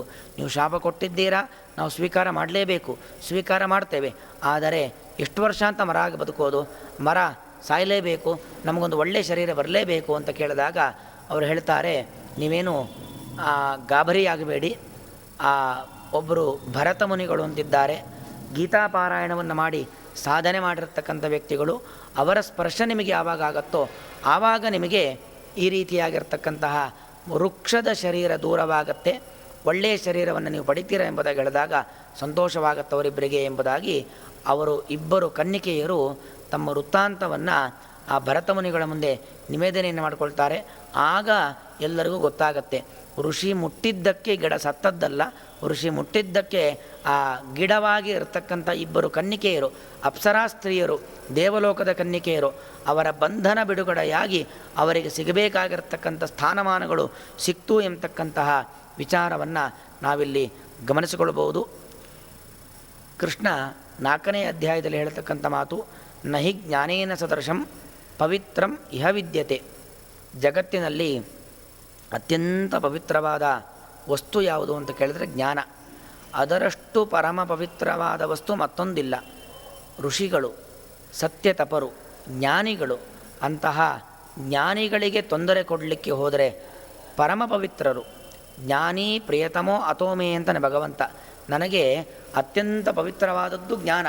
ಆ ಜ್ಞಾನವನ್ನು ಹೊಂದಿರತಕ್ಕಂಥ ಜ್ಞಾನಿಗಳು ನನಗೆ ಅತ್ಯಂತ ಇಷ್ಟ. ಅಂತಹ ಜ್ಞಾನಿಗಳಿಗೆ ತೊಂದರೆ ಕೊಟ್ಟಿದ್ದಾರಲ್ಲ, ಸುಮ್ಮನೆ ಬಿಡಲಿಕ್ಕಾಗತ್ತಾ? ಅದಕ್ಕೋಸ್ಕರವಾಗಿ ಆ ಇಬ್ಬರು ಅಪ್ಸರಾ ಸ್ತ್ರೀಯರು ಮರಗಿಡವಾಗಿ ಹುಟ್ಟಿರತಕ್ಕಂಥದ್ದು. ಆದ್ದರಿಂದಾಗಿ ನಾವು ಇಲ್ಲಿ ಅರ್ಥೈಸಿಕೊಳ್ಬೇಕು, ಯಾರೂ ಕೂಡ ಜ್ಞಾನಿಗಳ ಬಗ್ಗೆ ವಿಪರೀತವಾದ ಆಲೋಚನೆಯನ್ನು ಮಾಡೋದು, ಅವರ ಬಗ್ಗೆ ಗೊತ್ತಿಲ್ಲದೆ ನಾವು ಮಾತಾಡ್ತಕ್ಕಂಥದ್ದು, ಅವರನ್ನು ನಿಂದನೆ ಮಾಡ್ತಕ್ಕಂಥದ್ದು, ಈ ರೀತಿಯಾಗೆಲ್ಲ ಮಾಡಬಾರ್ದು. ಇವತ್ತು ಜಗತ್ತಿನಲ್ಲಿ ನಡೀತಾ ಇರೋದೇ ಅದು. ಜ್ಞಾನಿಗಳನ್ನು ಕಂಡ್ರೆ ಆಗೋದಿಲ್ಲ, ಜ್ಞಾನಿಗಳಲ್ಲಿ ಮಾತ್ಸರ್ಯ, ಅವರನ್ನು ನಿಂದನೆ ಮಾಡುವುದು, ಹೀಗೆಲ್ಲ ನಡೀತಾ ಇದೆ. ಆದರೆ ಈ ಇಬ್ಬರು ಅಪ್ಸರಾ ಸ್ತ್ರೀಯರನ್ನು ನೋಡಿ, ದೇವಲೋಕದ ಕನ್ನಿಕೆಯರು, ಎಲ್ಲಿರಬೇಕಾದವರು ಭೂಮಿಯಲ್ಲಿ ಬಂದು ಮರವಾಗಿ ಹುಟ್ಟಿದ್ದಾರೆ. ಹೀಗೆಲ್ಲ ಆಗಬೇಕಾಗತ್ತೆ. ಹಾಗಾಗಬಾರ್ದು ಅಂತ ಆದರೆ ನಾವು ಆ ಭಗವಂತನಿಗೆ ಅತೀ ಪ್ರೀತಿಪಾತ್ರರಾಗಿರ್ತಕ್ಕಂಥ ಜ್ಞಾನಿಗಳ ವಿಚಾರದಲ್ಲಿ ಯಾವುದೇ ರೀತಿಯಾಗಿರ್ತಕ್ಕಂತಹ ಅಪರಾಧವನ್ನು ಮಾಡಬಾರದು ಎಂಬ ಸಂದೇಶವನ್ನು ನಾವು ನಮ್ಮ ತಲೆಗೆ ತುಂಬಿಸಿಕೊಳ್ಳಬೇಕು. ಜ್ಞಾನಾಗ್ನಿ ಸರ್ವಕರ್ಮಾಣಿ ಭಸ್ಮಸಾತ್ ಕುರುತೇರ್ಜನ. ಆ ಜ್ಞಾನಾಗ್ನಿ, ಜ್ಞಾನವೆಂಬ ಅಗ್ನಿಯನ್ನು ಯಾರು ತನ್ನಲ್ಲಿಟ್ಕೊಂಡಿರ್ತಾರೋ ಅವರು ತಮ್ಮ ಎಲ್ಲ ಪ್ರಾರಬ್ಧ ಕರ್ಮಗಳನ್ನು ಕಳೆದುಕೊಳ್ತಾರೆ. ಮನುಷ್ಯನಲ್ಲಿ 3 ಇರುತ್ತೆ: ಸಂಚಿತ ಕರ್ಮ, ಆಗಾಮಿ ಕರ್ಮ, ಪ್ರಾರಬ್ಧ ಕರ್ಮ ಅಂತ. ಈ ದೇಹ ಬಂದಿದೆ ಅಂದರೆ ಪ್ರಾರಬ್ಧ ಕರ್ಮವನ್ನು ಅನುಭವಿಸ್ಲಿಕ್ಕೋಸ್ಕರವಾಗೇ ದೇಹ ಬಂದಿರತಕ್ಕಂಥದ್ದು. ಹಾಗಾಗಿ ಪ್ರಾರಬ್ಧ ಕರ್ಮವನ್ನಂತೂ ಅನುಭವಿಸಬೇಕು. ಇನ್ನೆರಡಿದೆ, ಸಂಚಿತ ಮತ್ತು ಆಗಾಮಿ. ಸಂಚಿತ ಎಷ್ಟೋ ಸ್ಟಾಕು, ಇನ್ನೂ ನಮಗೆ 10 ಜನ್ಮಗಳನ್ನು ತಂದುಕೊಡಲಿಕ್ಕೆ ಬೇಕಾದ ಸ್ಟಾಕ್ ಇದೆ. ಆ ಸ್ಟಾಕನ್ನು ಕಳ್ಕೊಳ್ಬಹುದು. ಹೇಗೆ ಕಳೆದುಕೊಳ್ಳಬಹುದು ಅಂತ ಹೇಳಿದ್ರೆ ಹೀಗೆ, ಭಗವಂತನ ಸೇವೆಯನ್ನು ಮಾಡುವ ಮೂಲಕವಾಗಿ, ಭಗವಂತನ ಜ್ಞಾನ ಸಂಪಾದನೆ ಮಾಡುವ ಮೂಲಕವಾಗಿ ರಾಮ, ಕೃಷ್ಣ, ವೇದವ್ಯಾಸ, ಪರಶುರಾಮ, ಪರಮಾತ್ಮನ ಸಾವಿರಾರು ಅವತಾರಗಳು ಅದರಲ್ಲಿ ಮಾಡಿರ್ತಕ್ಕಂಥ ಕಾರ್ಯಗಳನ್ನು ತಿಳಿದುಕೊಳ್ಳುವ ಮೂಲಕವಾಗಿ ನಮ್ಮ ಸಂಚಿತ ಕರ್ಮಗಳೆಲ್ಲವೂ ಕೂಡ ನಾಶವಾಗತ್ತೆ.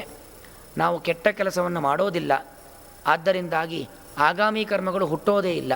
ಹೀಗೆ ಮನುಷ್ಯನ ಆಗಾಮಿ ಕರ್ಮಗಳು ಹುಟ್ಟೋದಿಲ್ಲ, ಸಂಚಿತ ಕರ್ಮ ನಾಶವಾಗತ್ತೆ. ಪ್ರಾರಬ್ಧ ಕರ್ಮಗಳು ಕೂಡ ಆ ಒಳ್ಳೆಯ ಮಾರ್ಗದಲ್ಲಿ ಇರುವ ಮೂಲಕವಾಗಿ ಕಡಿಮೆ ಕಡಿಮೆ ಕಡಿಮೆ ಕಡಿಮೆ ಆಗ್ತಾ ಹೋಗುತ್ತೆ. ತನ್ಮೂಲಕವಾಗಿ ಮುಕ್ತಿಯನ್ನು ಪಡಿಬೇಕು ಅಂತಾದರೆ ಸಾತ್ವಿಕರಾಗಿರಬೇಕು ಎಂಬ ವಿಚಾರವನ್ನು ನಾವೀ ಕಥೆಯ ಮೂಲಕವಾಗಿ ತಿಳಿದುಕೊಳ್ಬೋದಾಗಿದೆ. ಕೃಷ್ಣ ಹೇಳ್ತಕ್ಕಂಥ ಮತ್ತೊಂದು ಮಾತು, ನಮಾಂ ಕರ್ಮಾಣಿ ಲಿಂಪಂತಿ ನಮೇ ಕರ್ಮ ಫಲೇ ಸ್ಪೃಹ ಇತಿ ಮಾಂ ಯೋಭಿಜಾನಾತಿ ಕರ್ಮಭಿರ್ನ ಸಮಧ್ಯತೆ. ಭಗವಂತ ರಾಮನಾಗಿ ಅನೇಕ ಕೆಲಸ ಮಾಡಿದ್ದಾನೆ, ಕೃಷ್ಣನಾಗಿ ಅನೇಕ ಕೆಲಸ ಮಾಡಿದ್ದಾನೆ, ಪರಶುರಾಮನಾಗಿ ಅನೇಕ ಕೆಲಸ ಮಾಡಿದ್ದಾನೆ.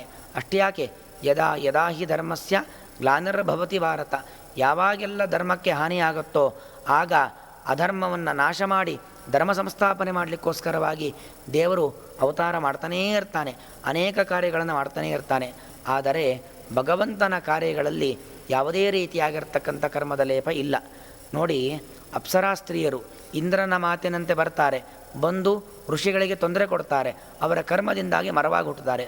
ಹಾಗೆ ರಾಮಕೃಷ್ಣ ರೂಪದಲ್ಲಿ ಮಾಡಿರ್ತಕ್ಕಂಥ ಕಾರ್ಯಗಳಿಂದಾಗಿ ಅವರಿಗೂ ಕರ್ಮಲೇಪ ಇದೆಯಾ ಅಂತ ಕೇಳಿದ್ರೆ ದೇವರಿಗೆ ಯಾವುದೇ ರೀತಿಯಾಗಿರ್ತಕ್ಕಂಥ ಕರ್ಮಲೇಪ ಇಲ್ಲ. ಅಷ್ಟು ಮಾತ್ರ ಅಲ್ಲ, ನಾವೂ ಕೂಡ ನಮ್ಮೆಲ್ಲ ಕಾರ್ಯಗಳನ್ನು ಇದು ದೇವತಾರಾಧನೆ, ಇದು ಭಗವಂತನ ಆರಾಧನೆ ಎಂಬ ಭಾವನೆಯಿಂದ, ಭಗವಂತನ ಪ್ರೇರಣೆಯಿಂದ ಮಾಡ್ತಿದ್ದೇನೆ, ಭಗವಂತ ಪ್ರೀತನಾಗಲಿ ಎಂಬ ಭಾವನೆಯಿಂದ ಮಾಡ್ತಿದ್ದೇನೆ, ಇಷ್ಟು ಅನುಸಂಧಾನ ಇದ್ದರೆ ಸಾಕು, ನಮಗೂ ಕೂಡ ಯಾವುದೇ ಕರ್ಮಲೇಪ ಇಲ್ಲ ಅನ್ನೋದನ್ನು ನಾವು ಭರತ ಮುನಿಗಳ ದೃಷ್ಟಾಂತದ ಮೂಲಕವಾಗಿ ತಿಳಿದುಕೊಳ್ಳಬಹುದಾಗಿದೆ. ಸತ್ಯತಪರು ಅವರು ಶಾಪ ಕೊಡ್ತಾರೆ ಅಪ್ಸರಾ ಸ್ತ್ರೀಯರಿಗೆ, ಅವರಿಗೆ ಅದನ್ನೇನೂ ತೊಂದರೆಯಾಗಿಲ್ಲ. ಯಾಕಂದರೆ ಅವರು ಅದನ್ನೂ ಭಗವಂತನ ಆರಾಧನೆ ಎಂಬ ಭಾವನೆಯಿಂದಾಗಿ ಮಾಡಿರ್ತಾರೆ. ಹೀಗೆ ನಾವು ಕೂಡ ನಮ್ಮ ಕಾರ್ಯಗಳನ್ನು ಭಗವತ್ ಪೂಜೆ ಎಂಬ ಭಾವನೆಯಿಂದಾಗಿ ಎಲ್ಲ ಕಾರ್ಯಗಳನ್ನು ಮಾಡಬೇಕು ಎಂಬ ವಿಚಾರವನ್ನು ತಿಳಿದುಕೊಳ್ಬೇಕು. ನಮ್ಮ ಜೀವನ ಹೇಗಿರಬೇಕು ಅಂತ ಕೇಳಿದರೆ, ಯದೃಚ್ಛಾ ಲಾಭ ಸಂತುಷ್ಟೋ ದ್ವಂದ್ವಾತೀತೋ ವಿಮತ್ಸರಃ ಸಮಸಿದ್ಧೌ ಅಸಿದ್ಧೌ ಚ ಕೃತ್ವಾಪಿ ನ ನಿಬದ್ಧತೆ.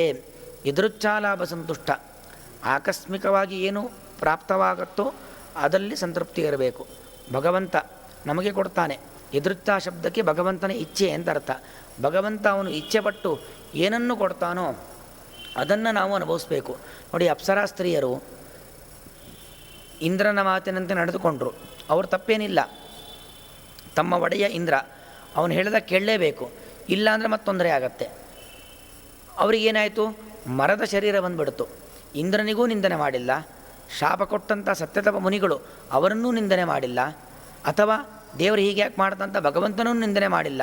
ಬಂದದ್ದನ್ನೆಲ್ಲ ಅನುಭವಿಸಿದ್ರು. ಎದುರುಚ್ಛ, ಇದು ಭಗವಂತನ ಇಚ್ಛೆ. ನಾವು ಮರವಾಗಿ ಹುಟ್ಟಬೇಕು, ಮರವಾಗಿ 4 ಜನಕ್ಕೆ ನೆರಳು ಕೊಡಬೇಕು, 4 ಜನಕ್ಕೆ ಹಣ್ಣನ್ನು ಕೊಡಬೇಕು, ಅದು ದೇವರ ಇಚ್ಛೆ ಅಂತ ಹೇಳಿ ಮರದ ಶರೀರದಲ್ಲೇ ಜೀವನವನ್ನು ನಡೆಸಿದ್ರು.